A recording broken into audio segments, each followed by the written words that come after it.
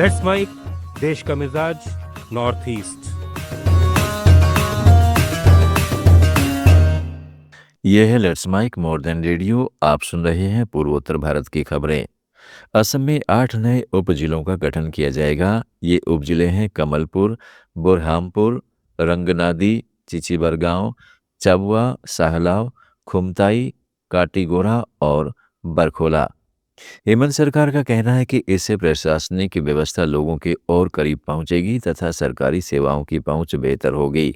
इन नई इकाइयों से योजनाओं का क्रियान्वयन भी तेज होने की उम्मीद है। त्रिपुरा के मुख्यमंत्री डॉक्टर मानिक शाह ने पत्रकारों से अपील की है कि वे गुटबाजी से दूर रहें और किसी भी राजनीतिक दल या नेता के पक्षपाती समर्थक नहीं बने। अगरतला प्रेस क्लब में हुए एक कार्यक्रम में उन्होंने कहा है कि पत्रकारिता समाज का विश्वास और सम्मान पाती है, इसलिए कुछ लोगों के व्यक्तिगत हितों के कारण पूरे पेशे की साख खराब नहीं होनी चाहिए।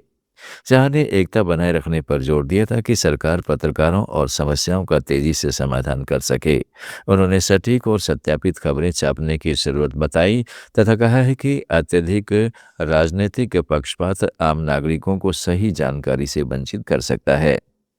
मेघालय सिविल सेवा परीक्षा में अब राज्य का खास पेपर शामिल किया जाएगा। मुख्यमंत्री कॉनराड के संगवा ने सोशल मीडिया पर बताया कि पेपर 6 में मेघालय का इतिहास, संस्कृति, पारंपरिक व्यवस्था, समाज और अर्थव्यवस्था शामिल होंगे। यह फैसला प्रोफेसर डेविड सीएम लीहे की अगुवाई वाली विशेषज्ञ समिति की रिपोर्ट पर आधारित है। सरकार का मकसद है कि भविष्य के अधिकारी राज्य की सामाजिक, सांस्कृतिक और आर्थिक हकीकत को बेहतर समझ सकें। मणिपुर के मुख्यमंत्री युमनाम खेमचंद सिंह ने कहा है कि मणिपुर के विकास का रास्ता शांति से होकर गुजरता है। इम्फाल में हुए कार्यक्रम में उन्होंने सभी समुदायों के बीच आपसी विश्वास, न्याय, गरिमा और सहयोग पर जोर दिया। कांगपोकपी जिले के लांगका नागा गांव में हुए हमले की निंदा करते हुए उन्होंने दोषियों की गिरफ्तारी का आश्वासन दिया और बताया कि केंद्र सरकार अलग अलग समुदायों के प्रतिनिधियों से बातचीत कर शांति बहाल करने की कोशिश कर रही है। मुख्यमंत्री ने युवाओं, महिलाओं, किसानों और उद्यमियों के लिए अवसर बढ़ाने तथा सांस्कृतिक विरासत बचाने को अपनी सरकार की प्राथमिकता बताया। अरुणाचल प्रदेश के सरकारी भर्ती के लिए नई पात्र शर्तें लागू करने की मांग जोर पकड़ रही है। कैबिनेट ने अब एपीएसटी सर्टिफिकेट, स्थायी निवास प्रमाण पत्र और किसी एक स्थानीय जनजाति भाषा की जानकारी अनिवार्य कर दी है। इससे पुराना 80-20 भर्ती अनुपात खत्म हो गया है। All Arunachal Pradesh students union ने चेतावनी दी है कि एपीपीएससी और एपीएसएसबी की अगली भर्ती में 80:20 वाली शर्तों को शामिल किया गया तो उसका विरोध किया जाएगा। अरुणाचल फ्रंटियर ट्राइबल फ्रंट ने फैसला का स्वागत करते हुए इसे आदिवासी हितों की रक्षा बताया है और ये व्यवस्था प्रमोशन में भी लागू करने की मांग की गई है। मिजोरम के मुख्यमंत्री लालदू होमा ने कहा है कि जोराम पीपुल्स मूवमेंट सरकार की प्राथमिकता नई शासन व्यवस्था और आत्मनिर्भर अर्थव्यवस्था बनाना है। आइजोल में एक कार्यक्रम में उन्होंने बाणा का ही योजना को सबसे महत्वपूर्ण बताया, जो कौशल विकास और आजीविका पर केंद्रित है।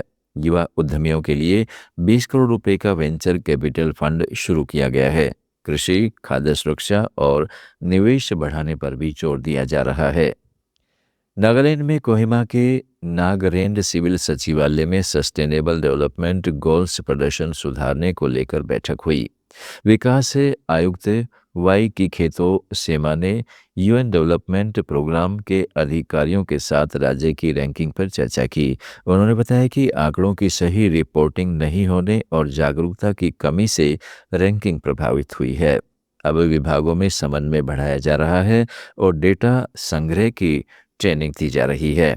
बैठक में राज्य की भौगोलिक और सांस्कृतिक स्थिति को ध्यान में रखते हुए आकलन करने की जरूरत बताई गई। कुछ जिलों ने अच्छा प्रदर्शन किया है और अगले आकलन में और सुधार की उम्मीद जताई गई है। असम, त्रिपुरा, मेघालय, मणिपुर, अरुणाचल प्रदेश, मिजोरम, नागालैंड और सिक्किम की ताज़ा खबरों के इस बुलेटिन को रोजाना सुनने के लिए डाउनलोड करें लेट्स माइक ऐप। जुड़े रहिए लेट्स माइक के साथ।